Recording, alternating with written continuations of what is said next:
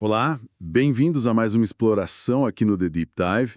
Hoje a gente mergulha em algo que, olha, pode mudar como a gente vê o desenvolvimento pessoal. São trechos de um caderno de exercícios de neuroplasticidade focado em 33 virtudes, o material do Eduardo Casarotto. E a ideia central aqui é potente. E se virtudes como paciência, humildade ou, sei lá, gratidão, não fossem só traços de personalidade, sabe? Ou ideais distantes, mas sim habilidades. Habilidades que podem ser treinadas, tipo, como aprender a tocar violão.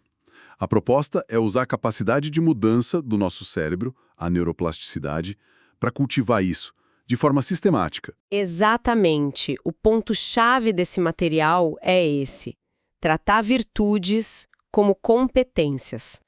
Competências que a gente pode desenvolver usando o que ele chama de chá: conhecimento, habilidade e atitude. Ou seja, não adianta só saber o que é perdão, né? Isso é o conhecimento. Precisa desenvolver a capacidade de perdoar, que é a habilidade. E, claro, de fato escolher perdoar nas situações reais. Essa é a atitude. E a neuroplasticidade seria, assim, a base biológica que torna essa transformação possível. Ok? Essa ideia de treinar virtudes no cérebro é fascinante. Como isso funciona na prática? Como é que o nosso cérebro se molda para a gente ficar, sei lá, mais paciente ou mais honesto? Olha, o princípio é o mesmo que a gente usa para aprender qualquer coisa nova, sabe? A prática repetida, ela fortalece as conexões neurais que estão ligadas àquela atividade. O material até usa umas analogias tipo aprender a andar de bicicleta ou tocar um instrumento. No começo é difícil, né? Exige um esforço consciente. Mas com a repetição, os circuitos neurais vão se fortalecendo e a ação fica mais automática. Então, quer dizer que se alguém seguir, tipo, as sugestões do caderno e praticar gratidão todo dia, talvez anotando umas coisas boas ou só agradecendo mentalmente, essa pessoa está literalmente assim reconfigurando o cérebro para ser mais grata? É isso? Correto. É a chamada plasticidade sináptica. Toda vez que você ativa aquele circuito da gratidão, as conexões entre os neurônios ali, as sinapses, elas ficam mais eficientes. Pensa numa trilha na mata, sabe? Quanto mais você passa por ela, mais batido fica o caminho, mais fácil de seguir. Com o tempo, sentir e expressar gratidão pode virar uma resposta mais padrão, menos custosa para o cérebro, mesmo quando as coisas ficam difíceis, né? Isso faz muito sentido. E imagino que funcione para o contrário também, né? Para a gente enfraquecer padrões que a gente não quer mais, tipo aquela raiva impulsiva. Exatamente.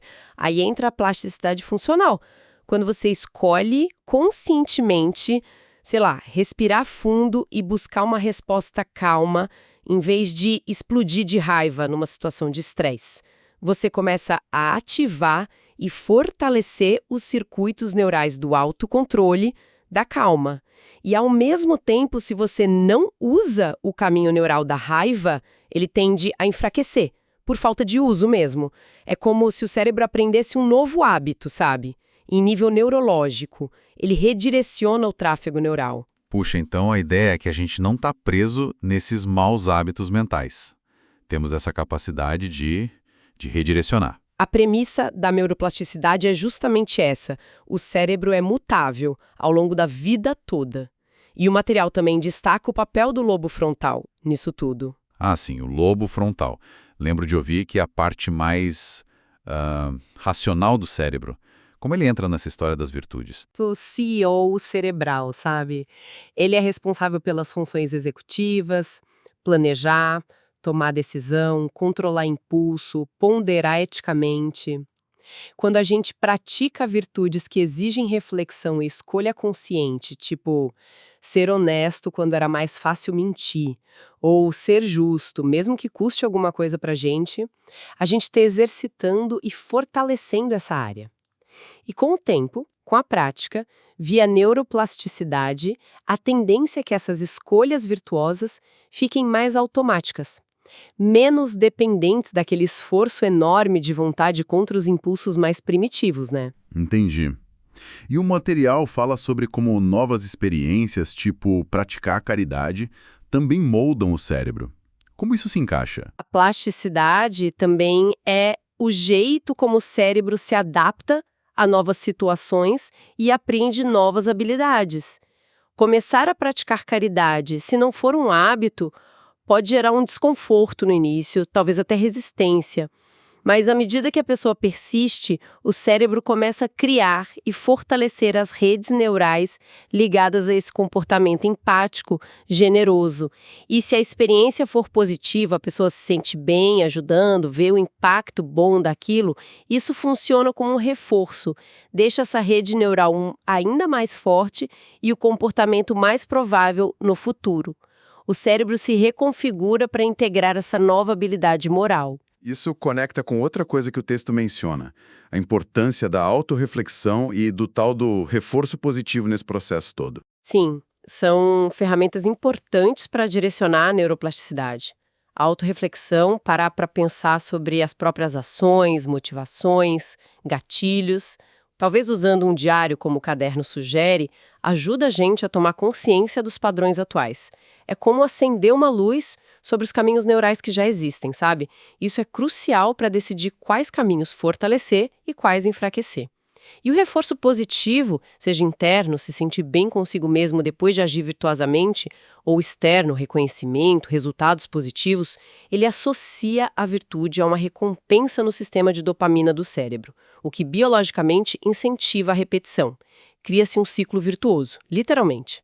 Agora, vamos para um ponto que me deixou bastante intrigado e, confesso, vai contra muito do que a gente ouve por aí. O autor, o Casarotto, ele argumenta contra a ideia de tentar ressignificar memórias dolorosas do passado. Por que ele toma essa posição tão diferente? É, sem dúvida, um dos pontos mais contraintuitivos e interessantes do material. A perspectiva apresentada é que as memórias, especialmente as que têm muita carga emocional, elas têm uma base neural muito forte, consolidada por mecanismos de plasticidade. São como cicatrizes neurais. Tentar forçar uma reinterpretação, olhar pelo lado bom de um evento traumático ou muito doloroso, pode não alterar essa estrutura neural original. E pior, segundo essa abordagem, poderia criar um conflito interno, sabe? A pessoa sabe o que sentiu, o que aconteceu, mas tenta se convencer de outra coisa. Isso poderia gerar culpa, eu deveria superar isso logo, ou até impedir o processamento emocional real da experiência como ela foi vivida. Entendi a lógica. É meio como tentar pintar por cima de uma mancha de umidade sem tratar a infiltração, né? A mancha acaba voltando. Então, se não é para tentar mudar a percepção da memória em si, qual é a alternativa que o caderno propõe? Alternativa focada em outras duas virtudes ou habilidades: aceitação e perdão. A sugestão é trabalhar a aceitação da memória como ela é, reconhecer o que aconteceu, a dor que causou, sem tentar negar, minimizar ou embelezar. E a partir dessa aceitação radical, a neuroplasticidade seria usada para construir novos caminhos neurais. Novos caminhos? Como assim? Em vez de ficar lutando contra a memória antiga, a ideia é criar novas associações e respostas ligadas a ela. Praticar a aceitação, isso aconteceu, fez parte da minha história, e o perdão. E é que o perdão não é necessariamente do outro, mas liberar o ressentimento e a dor associados à memória. Isso fortaleceria as redes neurais dessas próprias habilidades, aceitação e perdão. Isso permitiria que, ao acessar a memória antiga, as respostas emocionais ativadas fossem diferentes, mais associadas à paz, à resiliência, à adaptação, e não mais aquela dor aguda, a raiva ou ressentimento. Faz sentido. Seria tipo construir uma ponte por cima de um abismo, em vez de tentar aterrar o abismo. O abismo, a memória ainda está lá, mas você criou um jeito seguro e funcional de atravessar. É uma ótima analogia, sim.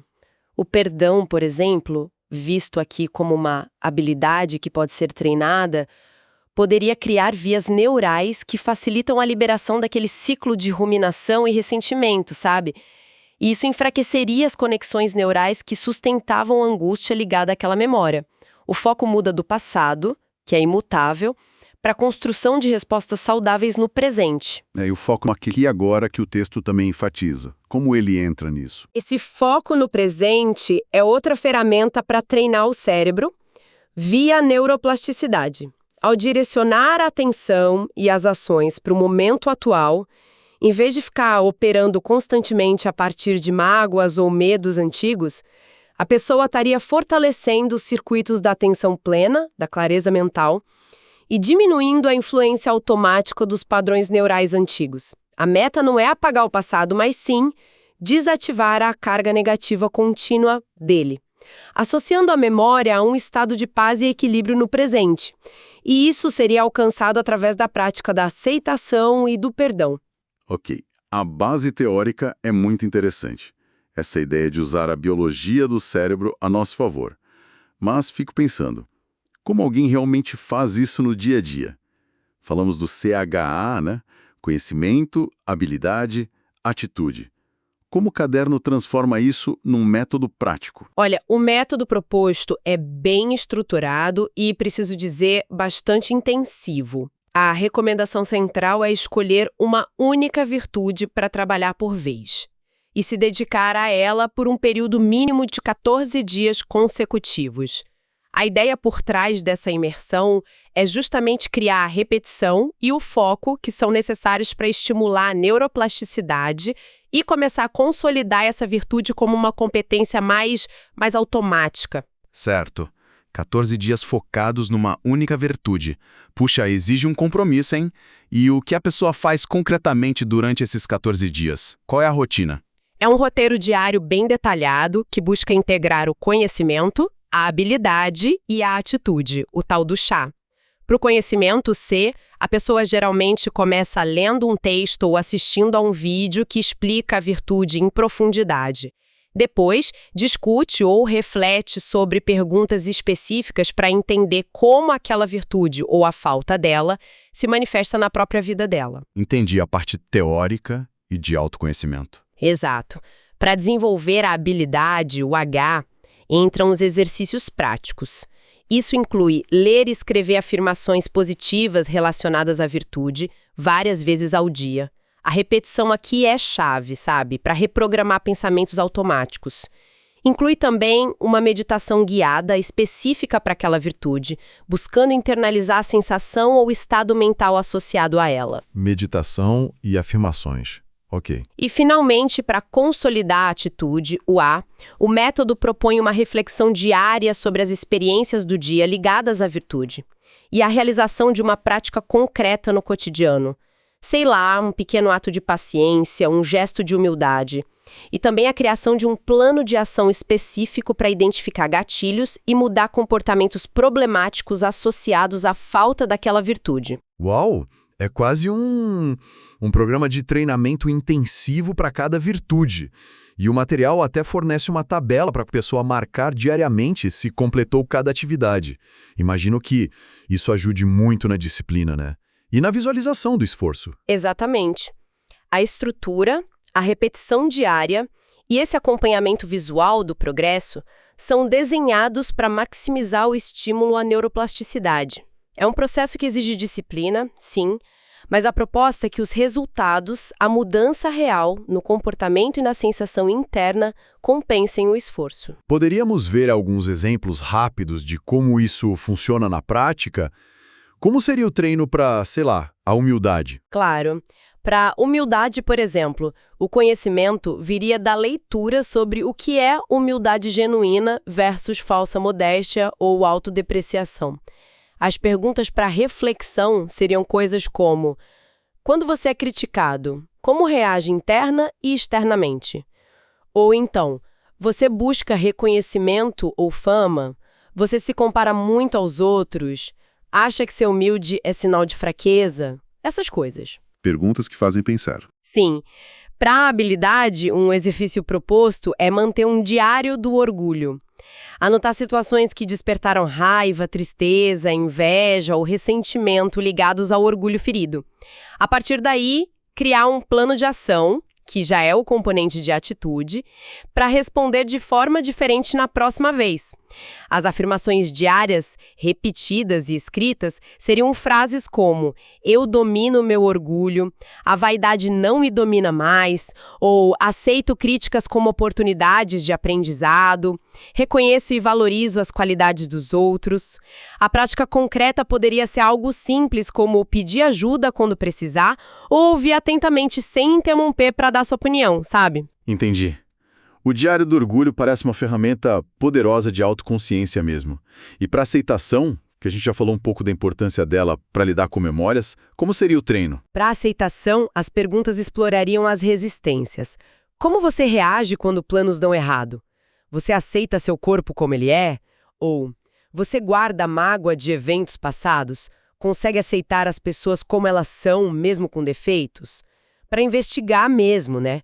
Um exercício-chave de habilidade é fazer uma lista, talvez bem longa, de tudo que gera incômodo, tristeza, raiva, frustração. Desde coisas pequenas do dia a dia, tipo trânsito, chuva, até grandes perdas ou decepções passadas. E então trabalhar ativamente a aceitação, talvez dizendo mentalmente ou em voz alta, "eu aceito a situação como ela é ou foi", buscando sentir essa aceitação no corpo. É um exercício forte esse. Sim. Outro exercício prático de atitude seria observar as pequenas irritações diárias e usar esses momentos como treino rápido de aceitação. Ok, tá chovendo e eu queria sol. Eu aceito que está chovendo. As afirmações reforçariam isso. Eu aceito as coisas que não posso mudar, eu aceito o fluxo natural da vida e encontro paz na aceitação. E também, a raiva não faz mais parte de mim, pois eu aceito a vida. A meditação guiada provavelmente focaria em relaxar a tensão corporal que vem junto com a não aceitação. Fica bem claro o padrão. É um mergulho profundo em cada virtude, combinando entendimento intelectual, prática comportamental e reforço mental. Vamos ver um terceiro exemplo rapidinho, talvez algo como paciência. Muitos de nós poderíamos usar um treino nisso. Com certeza. Para a paciência, as perguntas investigariam os gatilhos da impaciência. O que te tira do sério facilmente? Como você reage em filas, no trânsito, ou quando algo demora mais que o esperado? Ou você interrompe os outros frequentemente? O conhecimento exploraria a diferença entre paciência e passividade, que é importante. Sim, boa distinção. Espera consciente. Por exemplo, esperar 1 minuto antes de reagir a algo irritante. Ou usar técnicas de respiração para acalmar o sistema nervoso em momentos de estresse. Ou até mesmo buscar deliberadamente situações que exigem um pouco de paciência, tipo montar um quebra-cabeça complicado, ou ensinar algo a alguém com calma. As afirmações seriam: eu sou paciente e tranquilo. Eu aceito o ritmo das coisas e das pessoas. A paciência me traz clareza e paz.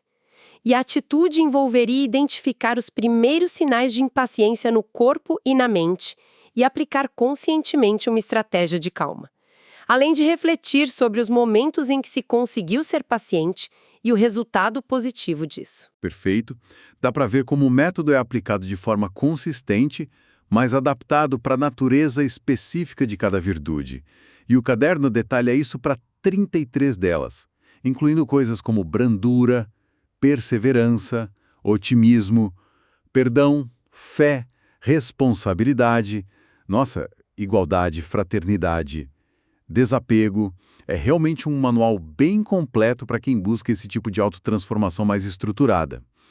Então, o que fica dessa nossa exploração do material do Casarotto é essa mensagem central, que eu acho bastante empoderadora. O desenvolvimento do nosso caráter, das nossas qualidades morais e emocionais, não precisa ser algo deixado ao acaso, sabe? Ou visto como imutável. Ele é apresentado como um processo ativo, quase como um treino físico mesmo, mas direcionado para a arquitetura do nosso cérebro. Precisamente. A grande promessa aqui é que a gente pode usar de forma consciente e deliberada a capacidade natural do cérebro de mudar e se adaptar, a neuroplasticidade, para cultivar as qualidades que a gente valoriza através de prática focada, consistente e repetida, seguindo um método estruturado como esse proposto, a ideia é que seja possível tornar comportamentos e atitudes consideradas virtuosas mais automáticos, mais integrados à nossa forma de ser. É a biologia sendo utilizada como ferramenta para o crescimento pessoal e ético. Fascinante, realmente. E nos deixa com uma reflexão interessante. Se fosse possível escolher apenas uma virtude desse caderno, uma dessas 33, para começar a praticar hoje, agora, usando esse método intensivo de 14 dias, qual seria essa virtude? E por que essa escolha seria a mais impactante para cada um neste momento? Fica aí a provocação. E com essa pergunta no ar, a gente encerra nossa análise detalhada de hoje. Até a próxima!